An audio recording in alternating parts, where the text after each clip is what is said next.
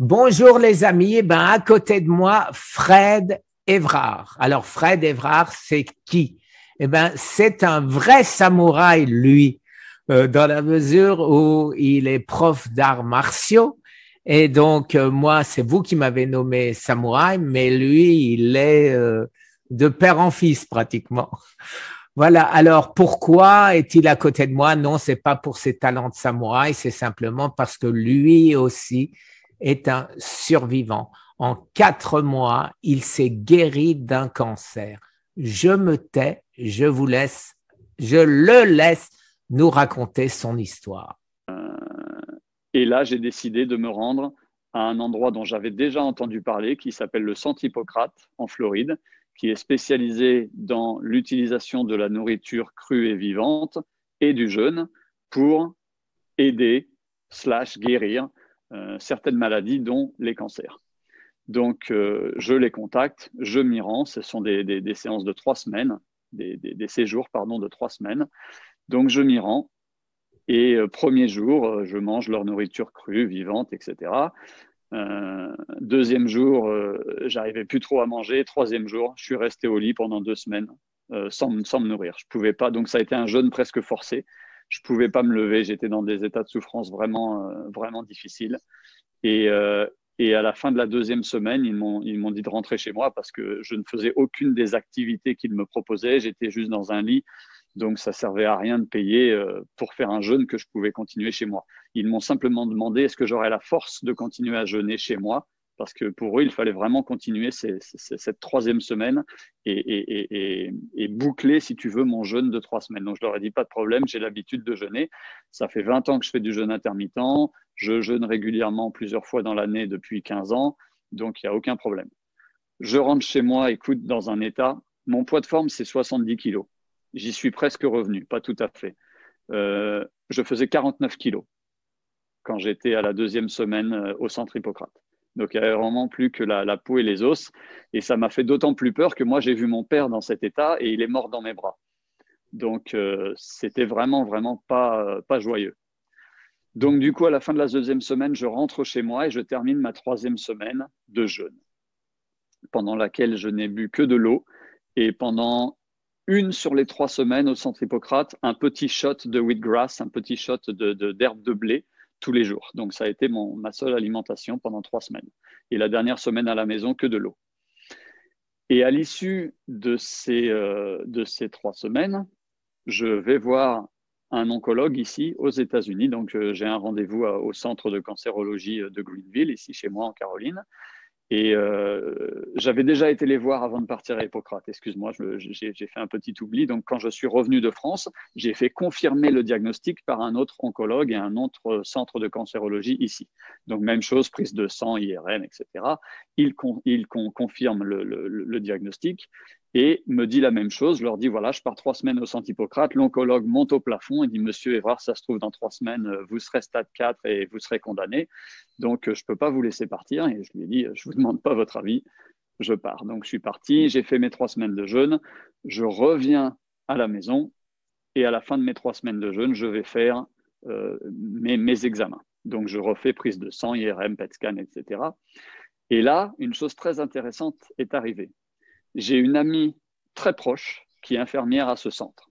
Je ne citerai pas son nom pour ne pas la mettre dans la mouise, mais elle m'appelle avant mon rendez-vous avec l'oncologue. Donc, j'avais déjà fait ma dernière série d'examens et il y a 2, 3 jours avant de voir l'oncologue. Elle m'appelle en me disant Fred, j'ai une très bonne nouvelle, ta tumeur a réduit de 50%. Elle dit surtout ne dis pas au médecin que je te l'ai dit parce que je ne suis pas censé analyser les résultats. Mais voilà, j'ai ton IRM sous les yeux.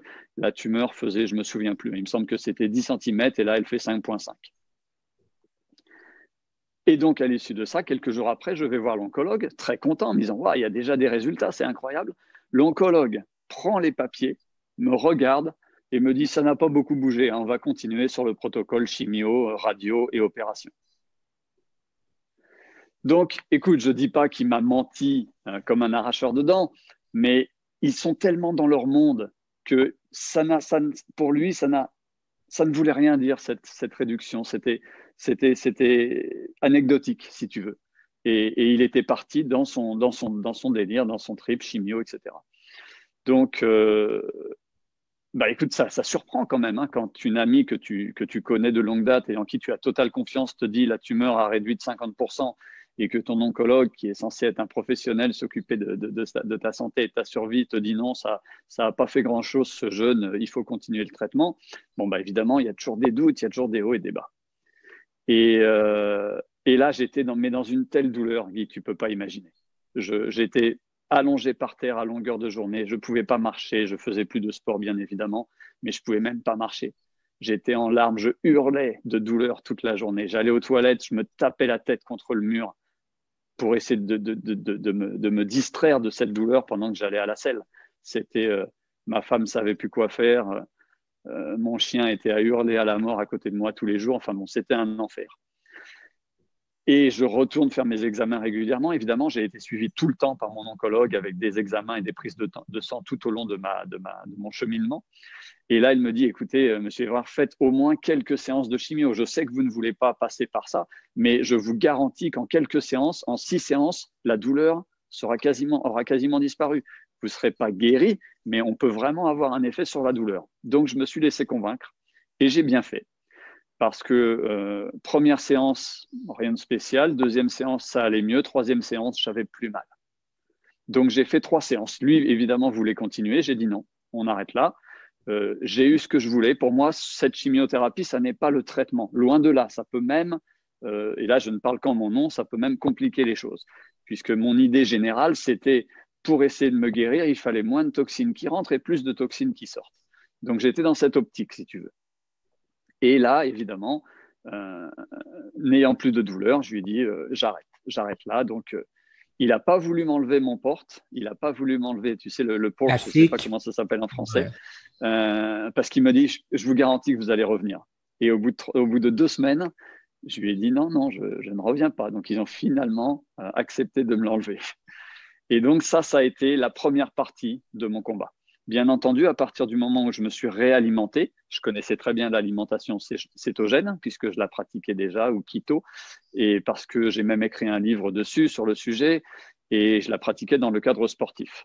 Donc, bien sûr, alimentation cétogène stricte, uniquement bio, aucun sucre, même pas des fruits, vraiment aucun sucre, aucun carbs. Et je commençais… Attends, aucun fruit? Tu as bien dit aucun fruit. Donc, pas de céréales, pas de légumes racines, pas de fruits, aucun sucre, que ce soit des sucres complexes, des sucres simples, raffinés, naturels, absolument aucun fruit. Donc ça a été pendant ces 4 mois, où j'ai été sur une nutrition keto très stricte. Aucun jour de triche, vraiment rien, super strict. Et donc la douleur a disparu fin novembre. Et là, vraiment, ça m'a fait un bien fou. J'ai commencé à pouvoir reprendre une vie. J'ai commencé à pouvoir remarcher, à pouvoir refaire un peu de sport. Donc, je refaisais mon tai chi, je refaisais un peu de boxe sur le sac, juste pour bouger mon corps, pour activer mon système lymphatique. Et voilà, à partir de fin novembre, début décembre, je n'avais plus aucune douleur.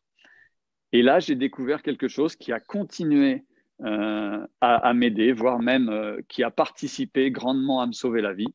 J'ai découvert les vidéos de Thierry Casasnovas. Et là, le discours qu'il avait, hein, on peut être d'accord, pas d'accord avec tout ce qu'il enseigne, ce n'est pas mon propos. Le propos, c'était le discours. Et j'irais même jusqu'à dire la vibration du discours dans ces vidéos, autant que l'enseignement, m'ont fait un bien fou. Là, j'ai vraiment été persuadé à ce moment-là, à 100%, sans le moindre doute, que j'étais sur la bonne voie et que j'allais guérir. Parce que le créneau de Thierry, c'est le vivant est auto-réparant si tu le mets dans les bonnes conditions. Et ça, pour moi, ça a été OK, bingo. Je vais guérir maintenant, je le sais à 100%. Je vais mettre mon corps dans les bonnes conditions. Et là, en plus de tout ce que je faisais déjà, c'est-à-dire le jeûne intermittent, le jeûne long régulier, les activités sportives sans pour autant m'épuiser, le tai chi, la méditation, la respiration.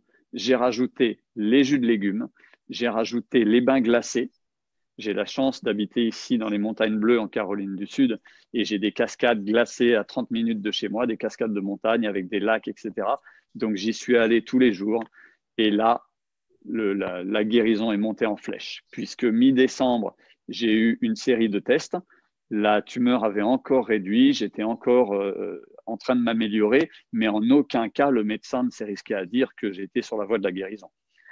Et un mois après, le Excuse-moi, 9 janvier, oui, est-ce qu'il t'a dit cette fois-ci que la tumeur avait réduit ou pas? oui, oui. Là, ils m'ont dit que la tumeur avait bien réduit, qu'on était sur la bonne voie. Et pour lui, c'était les 3 séances de chimio et il voulait absolument que je continue. Pour moi, bon, on ne pourra jamais savoir. Mais moi, dans mon intime conviction, ce n'est pas du tout ça. Là, bien sûr, la chimio a certainement aidé à réduire cette tumeur puisque c'est son but. Mais la guérison totale de l'être, ça ne s'est pas fait pour moi via la chimio, mais je ne crache pas sur la médecine moderne. Évidemment Je que l'ai non. utilisée tel que j'estimais en avoir besoin et je suis ravi de l'avoir fait parce que, comme je te l'ai dit, ça m'a évité bien des douleurs. Et donc, voilà, j'ai suivi ce traitement avec en plus, bien sûr, tout un tas de compléments que tu connais très bien. Hein. J'ai vu sur ton site qu'on avait vraiment un parcours très similaire, voire même parallèle. Donc, des compléments aussi bien en frais dans mes jus qu'en complément, si tu veux, de pilules, entre guillemets, de l'ail, du thé vert matcha, de la vitamine D3, de la vitamine K2, du zinc. Ça a été du curcuma, du turméric. Voilà, ça a été ma base. Et j'en ai gobé des cachets et j'en ai bu des jus avec du curcuma frais, avec des légumes, etc.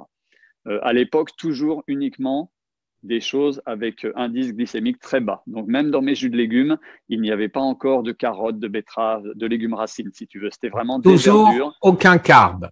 Voilà, aucun carbs. Et